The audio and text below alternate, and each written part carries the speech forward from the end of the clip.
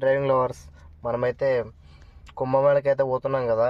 ఇక్కడ ఈరోజు బండి నాగ్పూర్ దగ్గర కొట్టాలనుకున్నాం, కానీ వాళ్ళు మార్నింగ్ లేట్ చేసినారు.